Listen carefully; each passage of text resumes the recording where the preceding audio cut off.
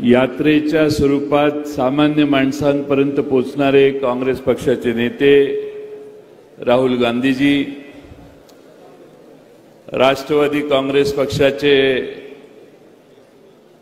आणि आम्हा सर्वांचे नेते आदरणीय पवार साहेब, शिवसेनेचे नेते संजय राऊतजी, बाळासाहेब थोरात, काँग्रेस पक्षाचे राज्याचे अध्यक्ष माननीय नाना पटोलेजी, जयरामजी, माननीय शिरीष कोतवालजी, व्यासपीठावरील सर्वच मान्यवर आणि आपण हजारोच्या संख्येने जमलेले शेतकरी बंधू आणि भगिनींनो, महाराष्ट्रात आणि देशामध्ये सगळ्यात अस्वस्थ जर कोण असेल तर तो या देशातला शेतकरी आहे. यापूर्वी देशातला शेतकरी दिल्लीच्या दारात जाऊन बसला. 700 पेक्षा जास्त शेतकरी मृत्युमुखी पडले, पण दिल्लीचं सरकार हललं नाही. आता पुन्हा एकदा गेल्या काही दिवसात दिल्लीमध्ये जाऊन शेतकरी मागतोय ती आधारभूत किंमत मागतोय. आमच्या मालाला आधारभूत किंमत द्या, काहीतरी व्यवस्था अशी करा. तुम्ही आम्हाला ज्या गॅरंट्या नको होत्या त्या गॅरंट्या द्यायला लागलायत, पण आम्हाला जी आधारभूत किंमतीची गॅरंटी पाहिजे होती तीच तुम्ही देत नाही. म्हणून सगळा भारतातला शेतकऱ्यांचा प्रतिनिधी दिल्लीत जाऊन आज बसलेला आहे.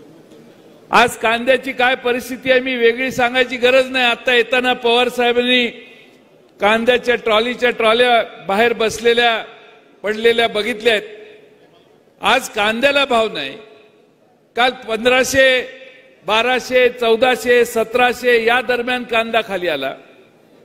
निर्यात बंदी उठवण्याची दानत या सरकारची नाही. केळी पाठवायची असतील तर बांगलादेशमध्ये आम्हाला केळी, संत्रा पाठवता येत नाहीत. द्राक्षाची काही फार वेगळी अवस्था नाही आहे. सोयाबीनचे दर पडलेले आहेत. आज या देशामध्ये कापसाचे दर देखील पडलेले आहेत. सत्तेवर येण्याच्या आधी जे कापसाला 10,000 रुपये मागत होते, सोयाबीनला 6,000 रुपये मागत होते, ती लोक आता काहीच बोलायला तयार नाही.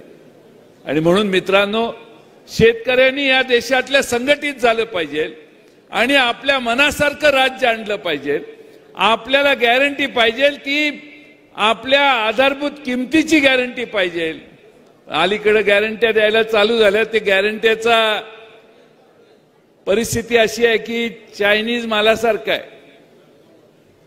चले तो चांद तक, नाही तो शाम तक. गॅरंटी चालली तर संध्याकाळपर्यंतच संपेल. गॅरंटी उद्याची वेगळी. प्रत्येक गोष्टीत गॅरंटी. आणि आज एवढा प्रचंड भडीमार चालू आहे जाहिरातींचा. तुमचा मोबाईल चालू केला की सेकंदाला जाहिराती आहे. टीव्ही चालू केला मिनिटाला जाहिराती आहेत. राहुल गांधी या देशात एवढी मोठी पदयात्रा काढली. आज तुमच्याकडं या भारत जोडो न्याय यात्रेच्या रूपानं आले, पण टीव्हीवर कुठं दिसणार नाही, मोबाईलवर कुठं दिसणार नाही.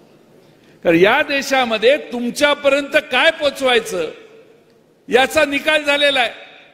जे सोयीचं आहे तेच तुमच्यापर्यंत ऐकू येतं, तुमच्या डोळ्यांना दिसतं. जे गैरसोयीचं आहे ते तुमच्यापर्यंत पोचून द्यायचं नाही.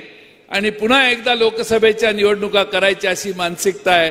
आणि म्हणून आपल्या महाराष्ट्रातल्या आणि देशातल्या शेतकऱ्यांनी, सामान्य माणसांनी जागृत झालं पाहिजे. दिसतं तसं नसतं ही मराठी म्हण आहे, ती कायम लक्षात ठेवा. आज जे तुम्हाला टीव्हीवर दिसतं, देशात दिसायला लागले, वर्तमानपत्रात त्यांना जे सोयीचं आहे तेच तुमच्यापर्यंत येतं, तशी परिस्थिती नाही. घराघरामध्ये बेकारी आहे, घराघरामध्ये महागाई आहे, घराघरामध्ये आपल्या शेतीमालाच्या दराचा प्रश्न आहे. हे सगळे प्रश्न घेऊन भविष्य काळात तुम्ही सगळे लढाल असा विश्वास बाळगतो. राहुल गांधींचं राष्ट्रवादी काँग्रेस महाराष्ट्राच्या वतीनं मी मनपूर्वक महाराष्ट्रात स्वागत करतो आणि माझे 2 शब्द पूर्ण करतो. धन्यवाद.